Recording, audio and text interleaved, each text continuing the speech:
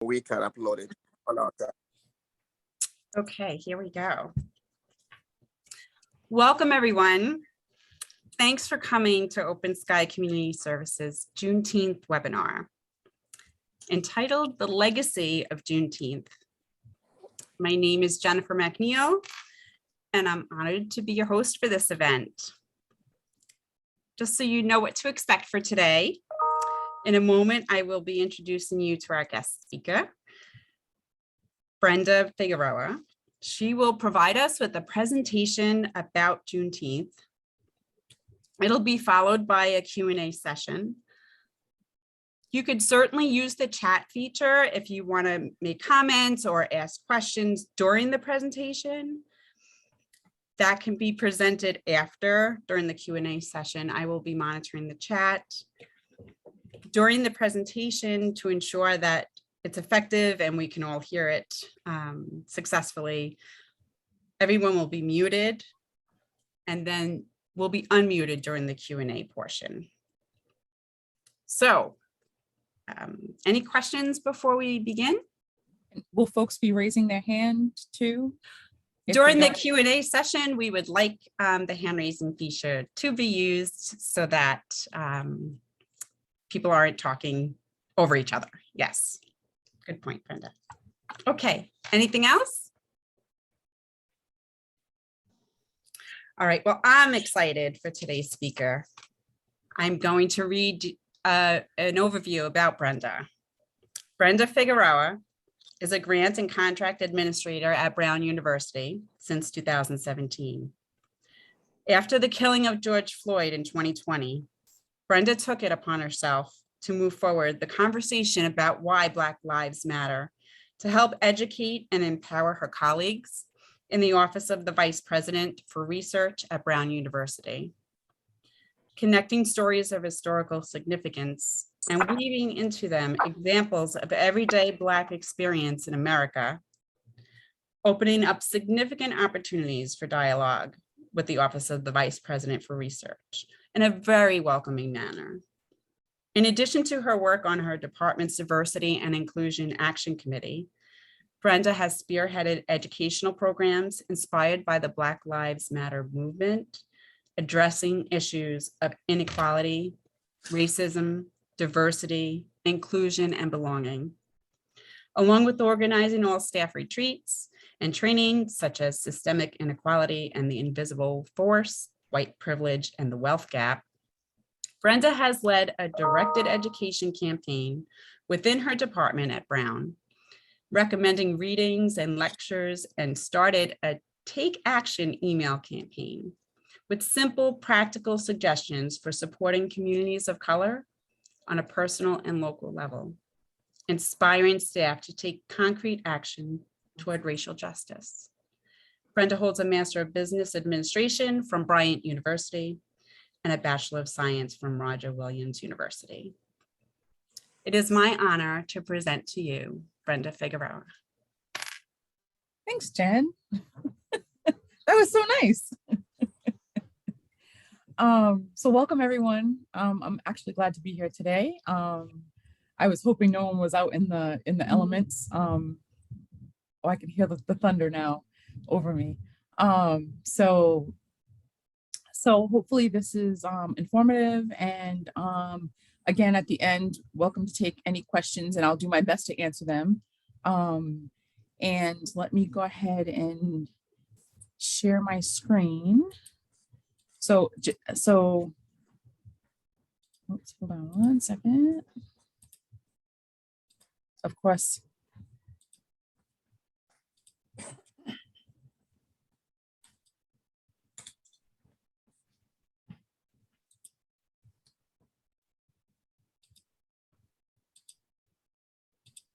Share screen. Here we go.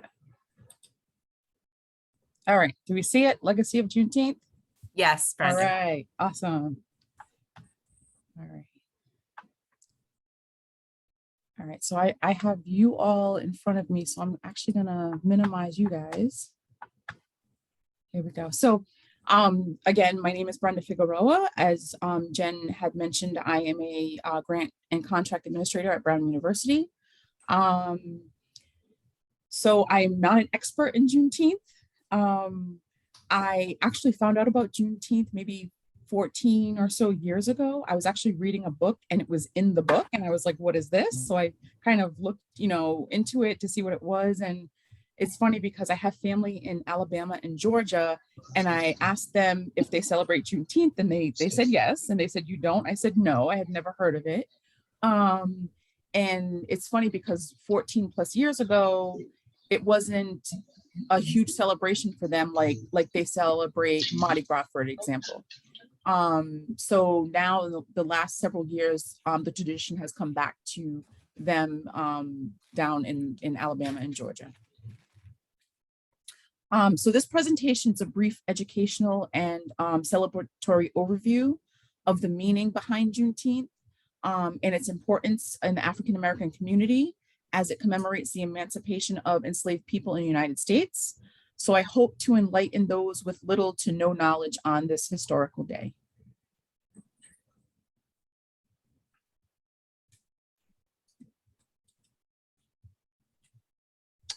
And hold on, my screen's not moving forward.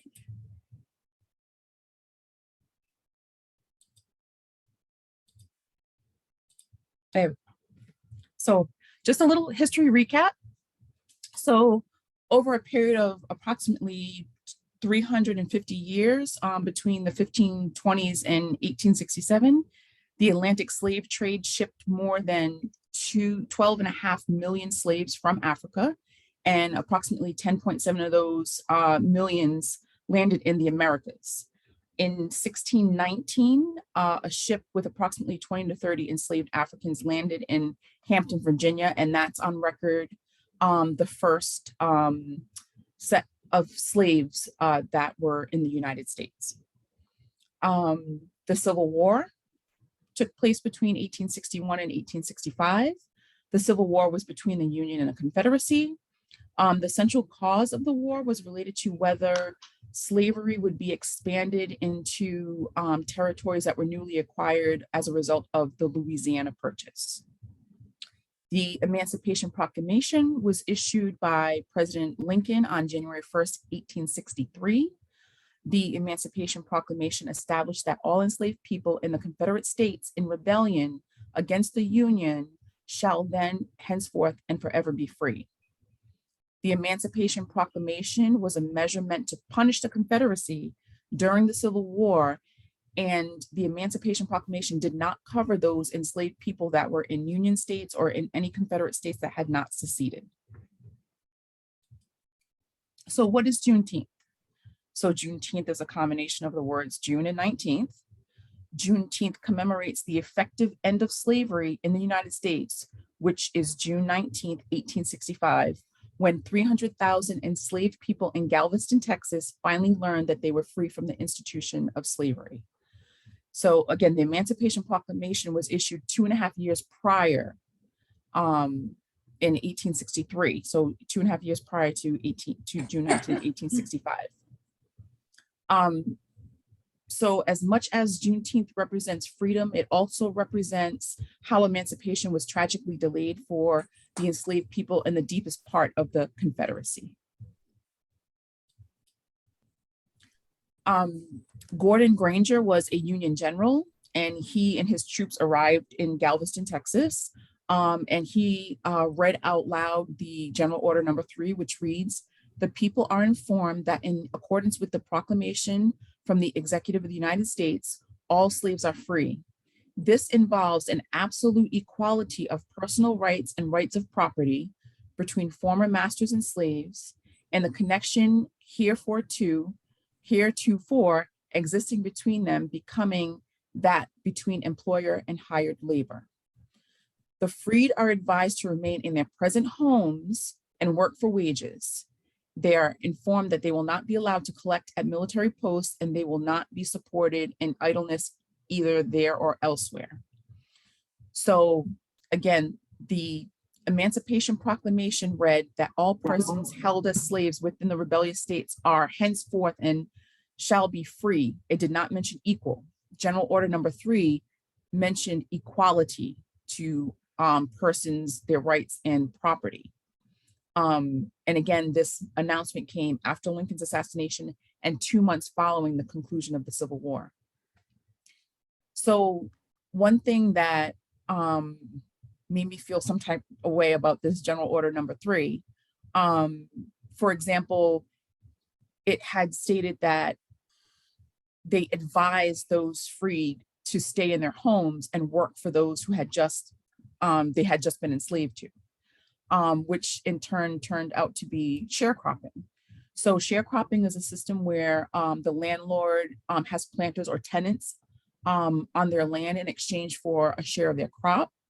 And that crop, and maybe, you know, and they're supposed to be paid wages and they share their crop, but that turned into them being tied to that land because they were supposed to produce as much harvest as they could, and they just seemed to be indebted to those landlords for generations, actually. One other thing that the General Order number 3 had mentioned is you're not allowed to collect at military posts. So when the Emancipation Proclamation was issued, those newly freed slaves could actually go to the military post and join the Union. This was not the case at this point. So this photo here is a Juneteent celebration. It says in 1880. So as you can see, folks dressed up in their finest to celebrate. And Juneteenth is the oldest US celebrated end of history, and they celebrate it much like the 4th of July. So the first Juneteen celebration in 1866, the year following, freedmen in Texas organized the first of what became an annual celebration of Jubilee Day on June 19th. In following decades, Juneteent commemorations featured Black folks gathering to read the Emancipation Proclamation out loud. They had religious sermons, spirituals. They prepared slave food delicacies, which we know as soul food, and they incorporated games and traditions from that point to the current. As Black folks migrated from Texas and other parts of the country, their Juneteent traditions traveled with them. In 1872, a group of former Texas slaves collected more than $800 to buy 10 acres of open land near what is now Houston, and they used that land for Juneteent celebrations, and they named it Emancipation Park. And that park remains the oldest public park in that state.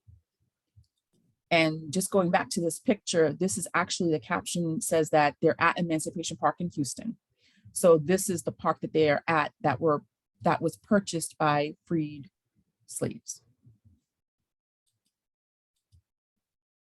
There's another photo. This says it's June 19th, 1900, and they're in Austin. So Juneteenth is one of the most important anniversaries in our nation's history.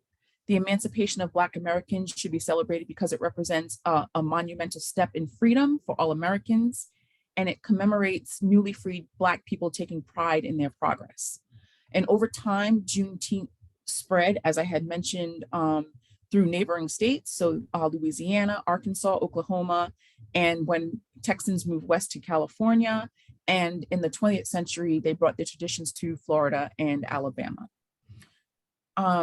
In addition to marking the date as a major significance in American history, Juneteenth had always been both a day of remembrance and an opportunity for African Americans to honor their history and celebrate Black culture, excuse me. Today, all 50 states recognize Juneteenth. And it's funny because just a few days ago, there were still a few states that didn't recognize it, like South Dakota and North Dakota and like one other state. But now, as of last night, all 50 states recognize Juneteenth. Here's another photo, and it's folks parading. And the caption says that they're celebrating in 1905 in Richmond, Virginia, which so happens was the capital of the Confederacy during the Civil War. So a little bit more history. So following the Civil War and following Emancipation Proclamation and Juneteenth was Reconstruction. That was a period between 1865 and 1877. And Reconstruction was put into place in the southern states in an attempt to redress inequalities of slavery and its political, social, and economic legacy to solve the problems that were coming up in those states where these slaves were newly freed, and in the states that had initially seceded and are now back into the Union. So during Reconstruction, it lasted a short 12 years. During Reconstruction, the newly freed Black people were able to own land, they were able to vote, they could hold political positions, and they had positions of authority. And that was not acceptable to the white folks that lived in the South. So in 1890, Southern state legislators began enacting Black codes, which restricted freedmen's rights and actually brought the system, the plantation system back. And this was known as Jim Crow laws. So as Reconstruction came to an end in 1877, the concept of equal rights collapsed in the wake of legislative and judicial actions, and in civil rights cases, it limited the rights of Blacks and strengthened the Jim Crow laws in the South. So one famous case where you all may have heard of, be familiar with, is Plessy versus Ferguson. And that's a US Supreme Court ruling that the concept of separate but equal in public facilities. So this ensured racial segregation and discrimination, especially in education. So whites would use this concept to keep African Americans as well as other minorities in separate and unequal facilities for generations. A little bit more history, the Great Migration. The Great Migration was the relocation of 6 million African Americans from the rural South into cities up north in the Midwest and to the West, approximately from 1916 to 1970. Emancipation celebrations were commonly observed all around the country during the late 19th and 20th centuries. Juneteent celebrations largely died out during Jim Crow, and some historians had said that during segregation, it was too difficult to observe the holiday. So it seemed to come back up during or later in the civil rights movement. Just a little side story, a woman that I've known all my life, who I sit on the Woonsocket Martin Luther Community Committee with, she's probably in her late 60s, and she's originally from Newberry, South Carolina, and probably came up to Rhode Island as a teenager, had said that she had never heard of Juneteenth prior to the last couple of years. So coming up north, I had read that the folks that migrated couldn't get the 19th of June off to celebrate. So a lot of their traditions fell by the wayside after the Great Migration. Juneteenth observations, as I had mentioned, declined in 1940s during World War II, but were revived at the Texas State Fairground in Dallas in 1950, where 70,000 Black folks celebrated. Yes, it is. I happened to cross it off already. Yeah. Yeah, no, yeah, yes. So I don't know, Jen, if you can mute that person. Okay. The celebrations declined again. No. And attention went to Our names are, Oh, but I guess it doesn't matter. no, as long as everybody knows when they get their blood work, it should be fine.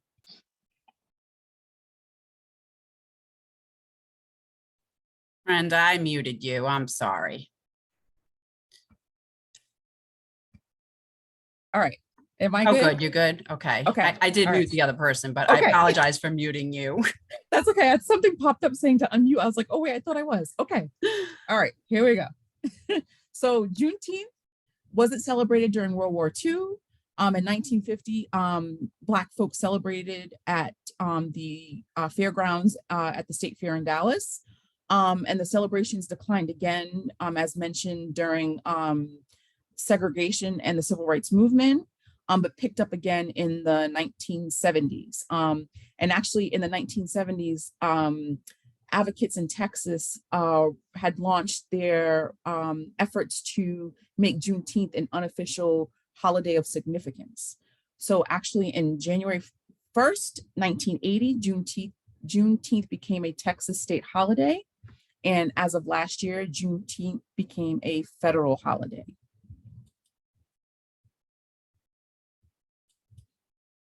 So this photo, I just put this in here. I think this was from 2020, folks marching.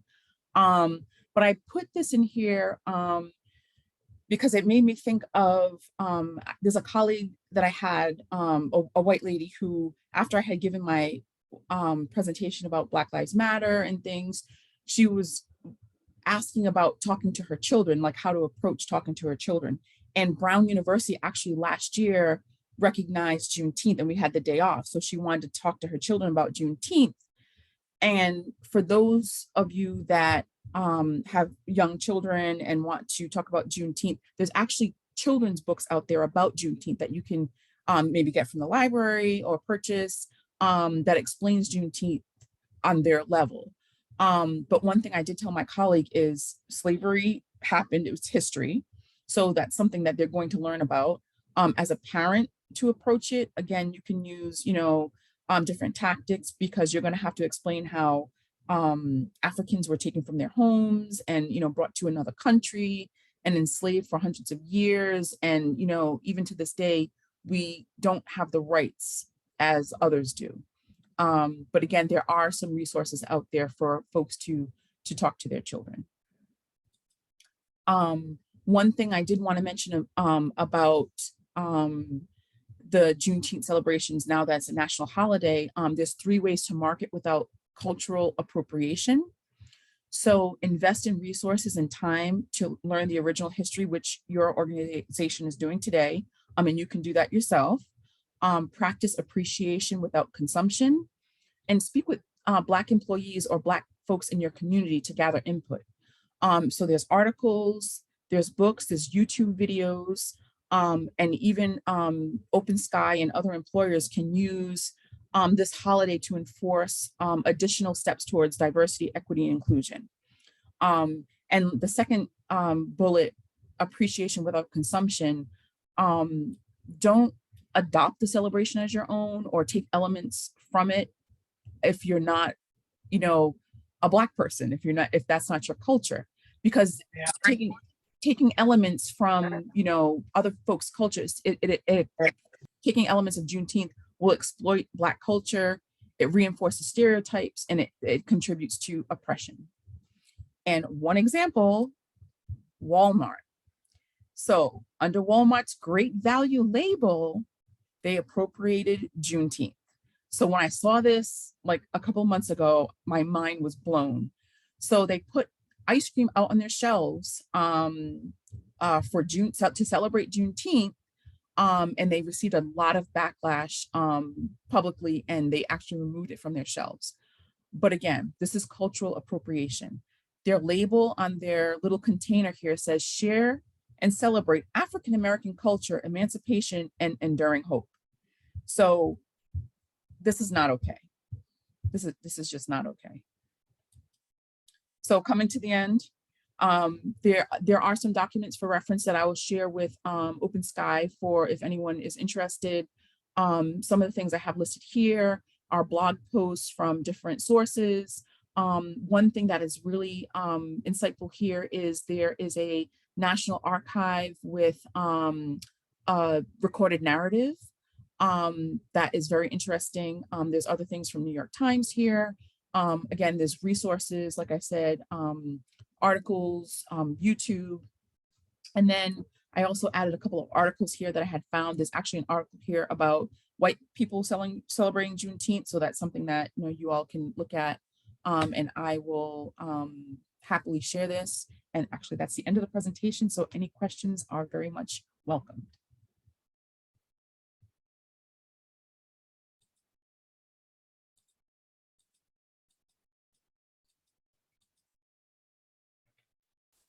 I didn't raise my hand, Brenda, but I was about to type something in the chat, and I just figured I would say it here too, that StoryCorps is a division of NPR, and they have recordings, like that's what they're about, is people telling their story and it being able to be lived, right, in a recorded way. So Yeah, it's pretty yeah. neat. And one other thing, which so in the presentation I mentioned 1619. So there's actually a 1619 story. There's a 1619 documentary. So there's things like that that folks can also go and view just for general knowledge. It's great. So again, I'm not an expert on Juneteenth, but I'm happy to answer any questions that anyone might have. That was incredible. Thank you. You're very welcome. And I don't know if where folks are situated, but Roger Williams Park in Providence has a Juneteenth event that will be held Sunday at the Temple of Music from 12 to 7:30. I will be there. I'll be tabling for my church. So you're welcome to come by and say hello. I see a hand raised there, Jen. Okay. Looks like Utsa. Did I say that correctly? Yes, that is Okay. correct. So I came here a bit late, so I didn't fully get to hear your introduction. But I guess I have a quick question, and it may not be relevant based on what it is. But do you have any thoughts on like how history is being some of the history is being taught in school, especially in looking at public schools? And in many ways, even for myself, I know more now than I did before, but a lot of what we teaching is in history class in school is, well, very limited, but also very biased, as well as not covering, not even in terms of bias in terms of what is actually there, but it's also not covering huge swaths of history within the United States, and a lot of especially history and historical acts that point to violence, as well as use of violence in a rebellious manner and things like that. How do you do you have any thoughts on how we may want to address that, especially since a lot of for a lot of folks, what we think of history is just things we have learned in school, because we have either don't have the time to go out of our way to learn this, or don't even know that there's something else to learn, just because that's what we've been taught. Right. So, I mean, one thing that from my personal experience, when I was in school, I did not learn hardly any of this. So I learned about like the Oregon Trail, but I learned that Native Americans were savages, and that the Black history, I didn't learn about Black history until I was in college. So it's a lot of things that is, and it's funny because I say Black history, but it is our history. So, but I mean, you had mentioned that, if you don't have time to look yourself, but that's what I had to do. I went and did the research myself. I don't know if there's, there's actually a ton of documentaries out there now that, people can catch to kind of even like listen to these things in the background. But thinking of the history books, I have cousins that live in Texas, and the history and the Texas history books are nothing like the history books we have here. So they kind of, I don't want to say make up their own things, but they're off the rails down in Texas on what they have in their history books, and it's kind of wild. But Right. Yeah, and it's funny because even as a child, I never had a Black teacher. I had one Black professor when I was in college, and that's it. So it's from the environment you come from, it's hard to get that knowledge without seeking it. Right. And I mean, I have also had some opportunity to do some research in history, which again is very limited, but it does feel, and also I mean, not have the best perspective because I didn't fully do all of the school here. So it feels very, I know, dishonest the way we teach history. And is this something that I don't if we as an organization, because of what we want to stand for, is this something we should be trying to push for, especially in schools? Because what we are teaching and how we approach this is going to impact the way our kids see history, kids see the realities around them. And like, I don't know, it just feels weird with the way we teach history, especially like looking at like a lot of the collaborations between different groups and different various ethnic groups that are in many ways in media are portrayed as being antagonistic. In history, there are many examples within the United States of them working together towards a common cause, and it's written nowhere. It's not taught anywhere. And I think some things, those things are essential for us to know, but we don't, like, the place that we're supposed to get it from is not giving it to us. And that feels weird to me. And the thing too with like what's taught in our schools is whatever the state assessment test is going to contain. That's what they're taught. You know, it's not like they're not going to teach, you know, I mean, I step back a little bit. I did have a couple of social studies and history teachers that, you know, I had a teacher that all she talked about was the apartheid because it was so important. We weren't tested on that and for the, you know, the state, you know, testing systems, but it was super important for her to talk about apartheid, which I really appreciated that from her. But it's not going to them teachers deviating from what the school textbooks have is a huge no-no. So, I mean, it's up to the parents. I have, you know, books here that I have a whole bookshelf on like written by Black people, you know.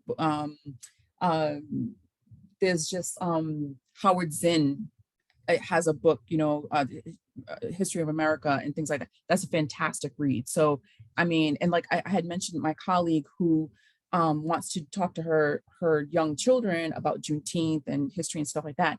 She actually said she makes it a point. She lives in Southern Mass. I forget where, I'll you know, Blackstone, Bellingham, like somewhere there, I forget.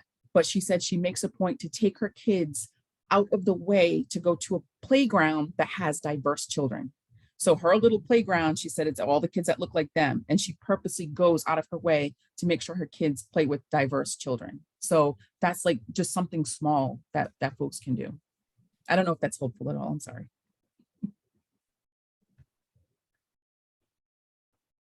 Thank you. I mean, I'm not expecting you to have the answers. I was talking. Well, yeah. And it's just, and again, I talk a lot from personal experience. So yeah, so hopefully some of that is helpful. So I know Kelly had her hand up, but I don't know if there's anything that came in the chat either. I don't see any questions in the chat, just more resources. I was actually clapping for your colleague taking her children to a playground. Yeah. That's fantastic. Yeah. I wish I had thought of that. I grew up in New York with tons of diversity and live here in Douglas where there's not much. And I did take my daughter once to Worcester to a playground, but only once. Yeah. Great idea. Oh, there's a hand. Omoliwa. Did I say that right? Almost. Whoa, hi, Omo. Hi. Hi. Well, You got to pronounce your name for me now. it's pronounced Omolewa. Omalewa. Okay. Yeah, but I go by Omodo. Okay. I just wanted to add a little point to what you said about people that that they should be engaging with, especially co-workers that are Blacks, so that they can kind of in a way get familiar with, you know, their life experience and things like that. And I just wanted to put it out there that, you know, folks should be mindful of expectations of Black folks, because you might be requesting or rather asking questions on things that are unclear, and you're expecting them to educate you on this huge history that they might not even have an idea about. So a good example is an African immigrant wouldn't be able to provide you American history, right? So that would require you to either way read a book or, you know, find other means to get those information. And that is not to discount the fact that they might not be able to share some information that they've probably been exposed to, but your expectations shouldn't be on the higher end, hoping to get every information that you need from them. That's one. And the second thing is that the conversation that you may be having with Black folks, they're meant to be uncomfortable. So when you find yourself getting uncomfortable while engaging in this conversation, that's how you should feel. So don't think that you're probably saying something wrong or you're not getting the right vibe from the other party. It's supposed to be uncomfortable, so be okay with being uncomfortable. So have that mindset while you're engaging with these folks, because that's how you should feel. And that's two.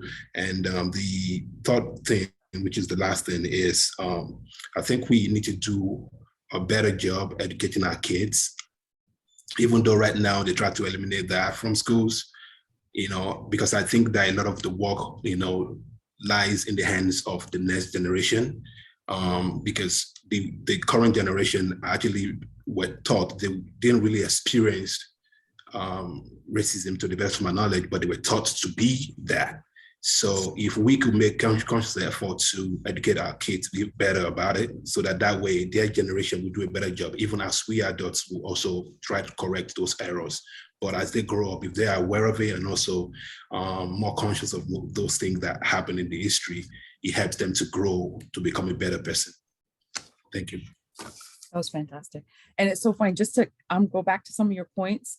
So a previous present, and I usually say when like folks ask me questions, I don't represent all Black people. So I can give my opinion or my experience, but I don't represent all Black people. So that's one thing that I definitely say. And as I had mentioned, when I had given the Black Lives Matter presentation, that's how I had to start it off. And being uncomfortable was like one portion of my presentation. I want you to be uncomfortable, but I want you, especially like if we're a colleague or a friend of mine, if you have it, don't touch my hair. Like, I don't understand why folks want to touch someone's hair. Like, I've never gone to someone and I don't know, and touch their hair. It just would never dawn on me. But when your hair's in braids or your hair's, whatever, people want to run to touch it for some reason. But ask me a question as to why don't you want people to touch your hair? Well, do you want people touching your hair? It's things like that. But ask me a question. You might think it's, something that's ridiculous, or, if you don't know the answer to it, you don't know the answer. You only know what you know. So ask me the question. If I can respond to you, then I'll help you. So I want my white friends, my white colleagues to come and ask me. And one thing that I didn't mention is in the Office of Vice President for Research, I'm the only person of color in my whole department, which I don't know if it was in the bio thing, but there's no other people of color. And it's it's mind blowing. So there's people on campus. So I belong to affinity groups at Brown, Black women at Brown, Black at Brown, but there's no one in my department that looks like me. And it's been like that in school. It's, and when I was in college, it's been like that for almost every job I've had. But talk to your colleagues, talk to folks in your community, and one other thing I suggest is don't go and let's do a fundraiser for whatever. What if they don't need, whatever you're trying to fundraise for? Ask them what they need, so things like that. It's to me, I think it's common sense, but if you don't know, again, you don't know. So, but that was very helpful. Thank you so much. Anything else? So can I just ask, was there anyone on this who had never heard of Juneteenth, prior to the last couple of weeks?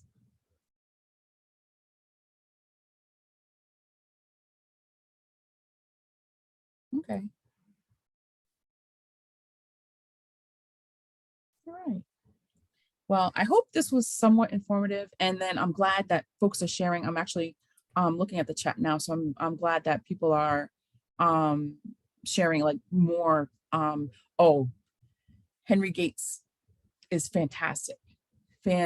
So yeah, that he actually does a lot of things in the community as well. They actually have, which I don't have it open, but they have a Juneteent film festival going on through WGBH, which I had gotten an email for over the weekend. So that's something that maybe I'll share with Jennifer, and she can pass it on if anyone's interested. But yeah, there's a lot of things out there and a lot of it is kid friendly, things like that. But you have to, as a parent, you need to talk to your children and introduce them to things, because they're going to hear who knows what from who knows where. Brenda, it's Kelly. I'm not raising my hand, sorry. It just occurred to me, what I was about to say is that one of the aspects of your presentation and your facts that I found was new for me is the notion of being mindful to not take aspects of the celebration of another culture. Can you say more about, so I love that. And the Walmart example was an amazing example. And I love it, but I guess the better way to say it is I really appreciate learning that aspect. I'm wondering if you can say more about how to be an ally and recognize and be sure that you're not taking aspects. Does my question make any sense? Yes, yes. Okay. So being an ally is so if something, so for example, think of yourself being in my shoes for a day, like Mhm. me, getting on a city bus, and there's a white person sitting there, they put their bag down so I won't sit with them, or like just something. It's things that you would never think of, but try to be in someone else's shoes just for a day. Mhm. It's even like thinking of like when, and it's so funny because as Omo had said, that the things that you're taught unconscious or whatever, like a lady will walk down the street, she sees kids of color, she grabs her purse. But Mhm. why are you grabbing your purse? What are they doing to make you think that they're going to come after you and take what you have? Yes. It's different things like that. So like when I walk down the street, I don't grab my purse. I look them dead in the eye and I say, what's up? It's like things like that, but it's, it's a different culture thing. But to be an ally, I want you to be able to stand up for me, stand up Mhm. with me. Right. So if something's going on, so like say if there's like, not necessarily like, I don't know, if there's like, a young Black kid at a store and he's being followed because they're assuming he's stealing something, say something. If you're there, say, why are you following this young man? You're not following me, or something like that. So Yeah. make it, speak up, say something. You know Mhm. what I mean? So that to me, Yes. that's an ally when Yeah. when you can voice or stand up for me. Because and it's so funny. So I just moved a year ago and it took me forever to find an apartment because I'm not white. And you would think in 2021 that wouldn't be an issue. As soon as I would show up to look at the place, all of a sudden it wasn't available. It was always something. Oh yeah. So it took a long while to just find an apartment. And Mhm. like I have a good job, and Mhm. my credit's not terrible, things like that, but it's just not. And it's like, it's whatever. It's, oh, well, I'm like, oh, okay. And I go on to the next, you can't get mad about it because it's been my whole life, Right. but it's not something that you could ever experience. So I think folks, if they read books by Black authors, James Baldwin, things like that, just to kind of read about the Black experience, it might help you see how you could be an ally. Right. But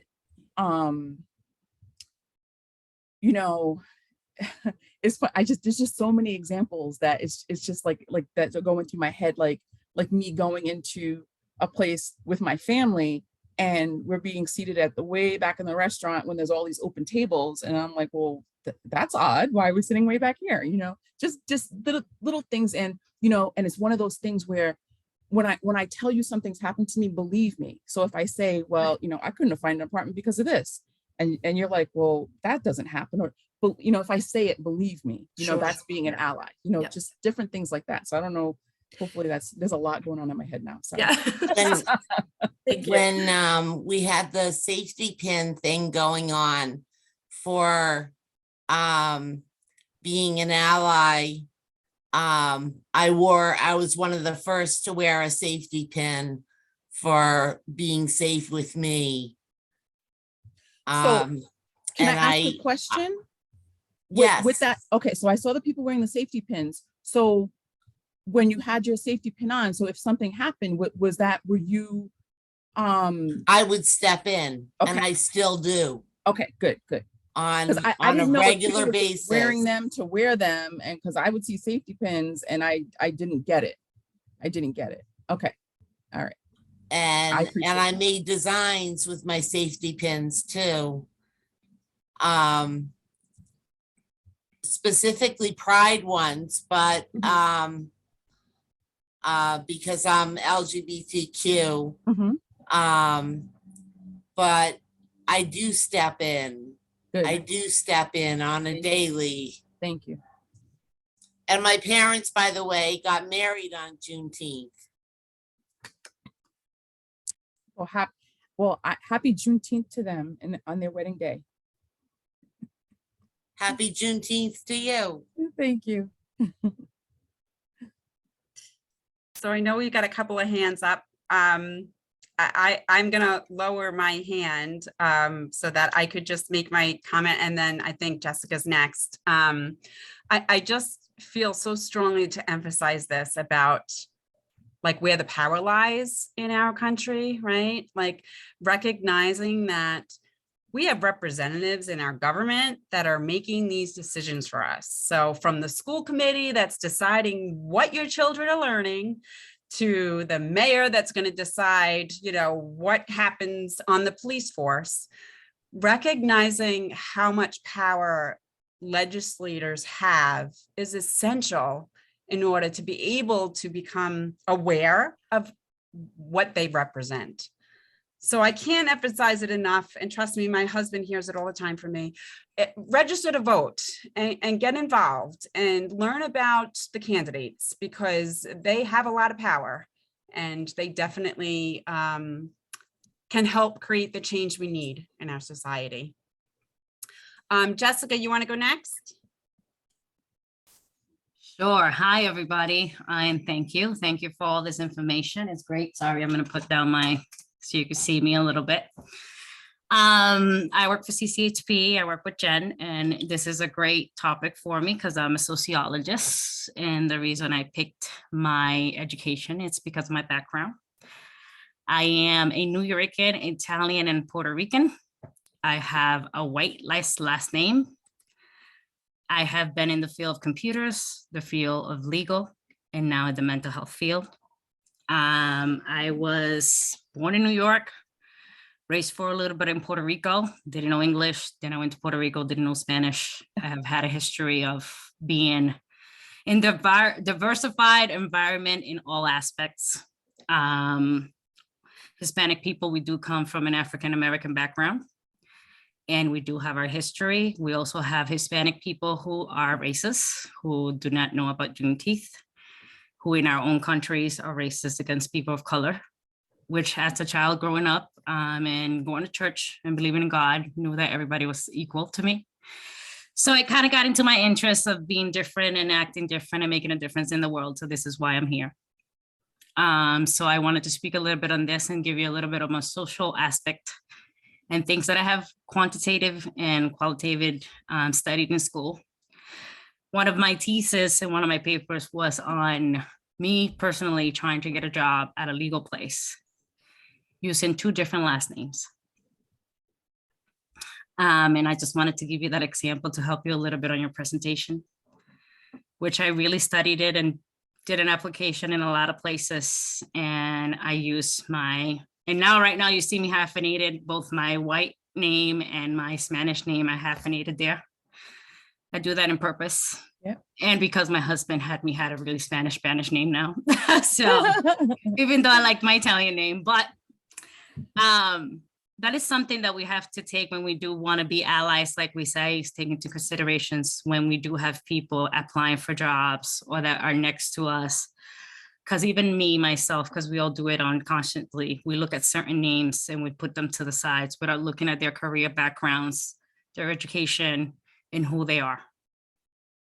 A lot of us really look into those things. And not only that, sometimes we just know people, put people in positions just because of different things and educational wise and all that stuff.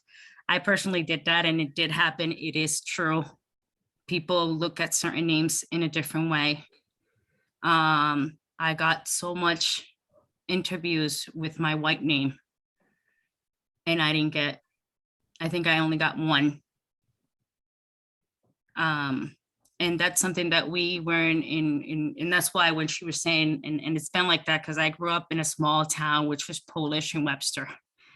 Mm. And that's why I say I've been experienced diversity since I was a little girl, learning a lot of different aspects of all of it within my own culture, as well within different cultures. I don't know where I stand because I am an American growing up in this world with differences and learning who I am and who I am in this world. And it's very difficult knowing you're different, but at the same time you're part of, but you still got to act like you're not. So it's very difficult to explain to other people too. And my white friends too, explain that to them because they don't know any difference. And they're very nervous of upfronting me and asking me how to. So I always talk to everybody because I was a child growing up with this and studying it since I was little and into this mindset. And that's why I went to school, because I knew that one day this was going to happen. We were going to have to teach each other to love each other the right way.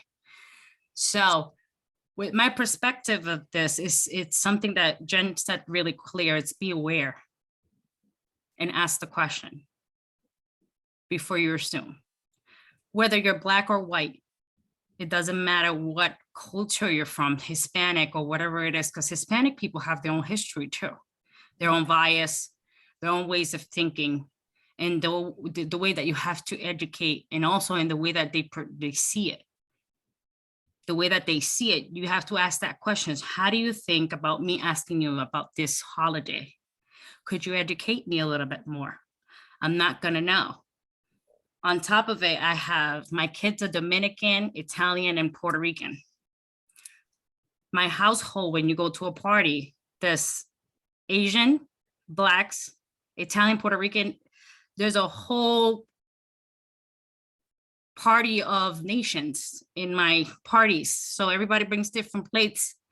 We all try to communicate effectively with everybody and love each other as we are and ask those questions. And this is a great way to teach everybody, because we also, within our bias and our own cultures, we also feel a certain way when we're speaking to somebody who's white, thinking already, oh, she's not going to understand me. You know what I mean? We also all have to be open to educate and love each other and understand each other in different ways and meet each other in the middle.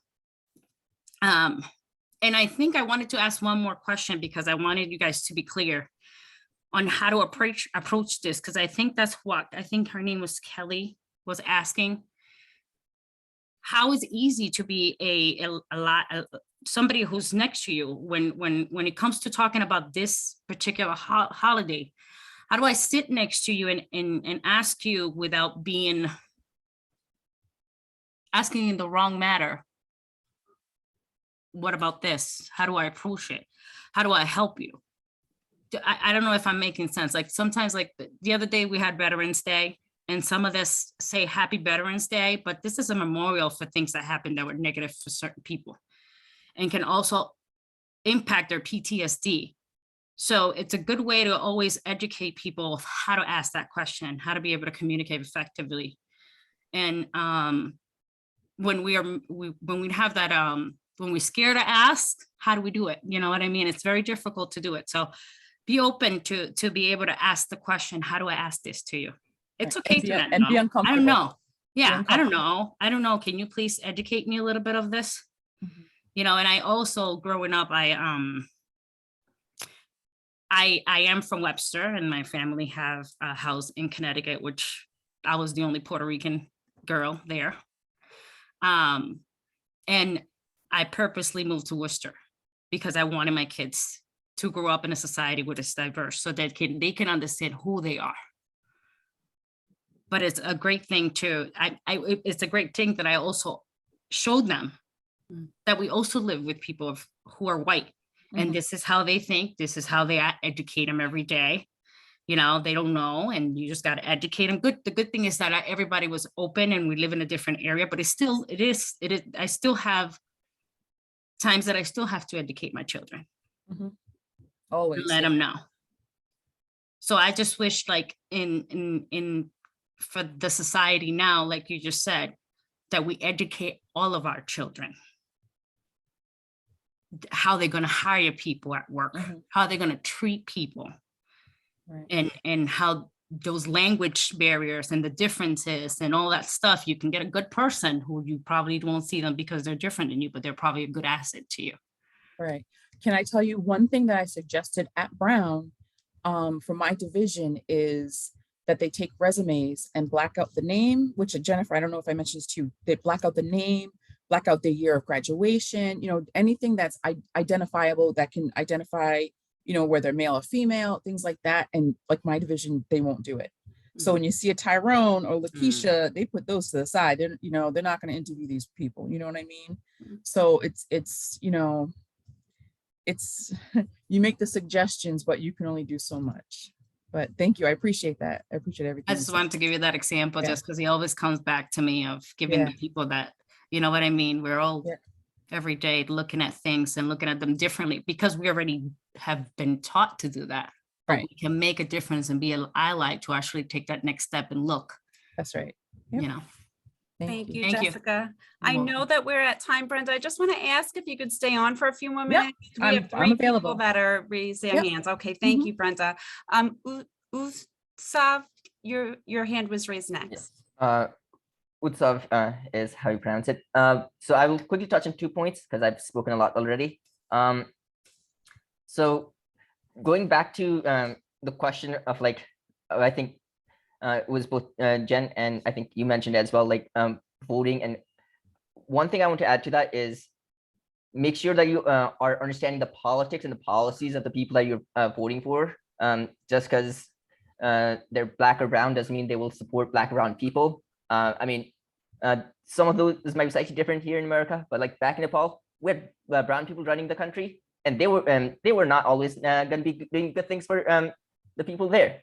It's with politics, a lot of it is about power and a question of how that power is being used and the relationship with power there. So make sure that you are understanding the policy and the politics that they hold, as well as make sure that we're working to keep them accountable. Just because someone says they will do something doesn't mean they will necessarily do it. But we as citizens should have the right to keep them accountable. And the second thing I want to touch on is the idea of kind of co-opting. And so for me, and this is not the case for everyone else, I don't know. For me, it's not necessarily about whether people can join or things like that. Like if you want to join in on any celebration, please feel free to. Again, that's just from me. But what I have problem with is commodification and profiteering from these the struggles of the people without actually putting in any hard work. Like the example with Walmart, like they're trying to profit off the struggles of the Black people through various times in history, without actually making sure that there is actual concrete policy or concrete things that are happening that's materially improving the conditions of life for people around. That's a problem especially when there's looking to make profit off the fact that just doing to make profit rather than doing anything significant. And I think that's what we need to be paying attention to rather than what I don't know exactly, but I may need to think more about this to have a more coherent thing to say. But that's all for now. Thank you. And Pearl, you had your hand raised. You're up next. All right, thank you.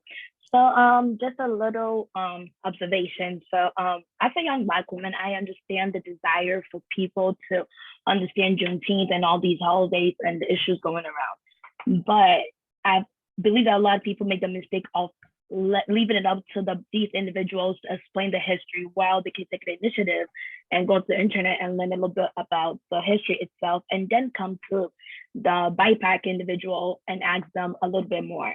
Because leaving these research up to the people who already went through the pain and the history is just a lot sometimes, because as a young woman, it's not my responsibility to educate you about Juneteenth. It's not my place to educate you about things that are very accessible on the internet. You should take that initiative to look it up. And of course, I'm willing to share if I have information, that it shouldn't be left up to the people of color, Black people, Hispanics, all across the board to explain to you their struggles.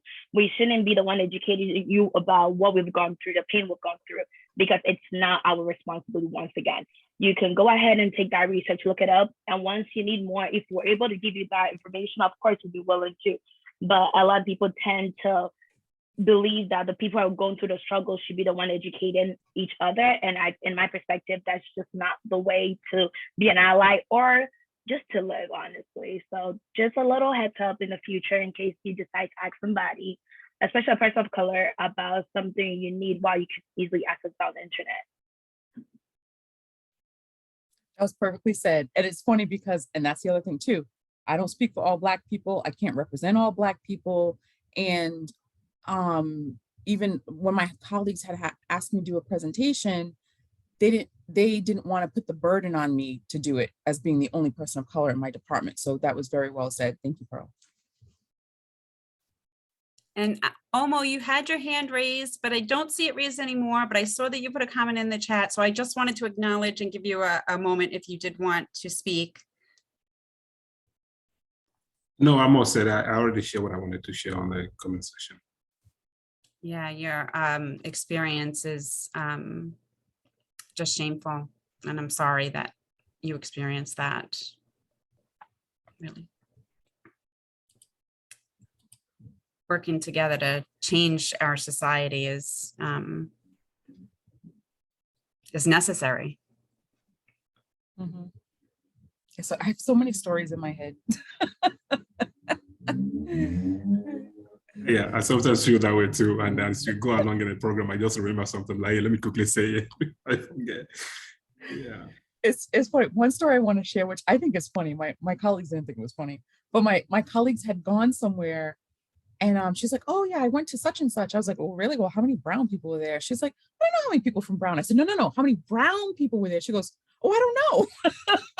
So, but it's funny because like I told her when I walk into a place, like if I'm the only one there, I recognize. And if there's another Black person there, I make sure we make eye contact when we do like a what's up kind of thing. So you always make sure that your counterpart is, they're good, things like that. But it's so funny. I feel like white folks don't recognize when there's like people of color in the room, unless there's like one and they stand out like a sore thumb. But I do that to my, of course I'm the only one there, so I do it. But yeah, so I do stuff like that. Sorry.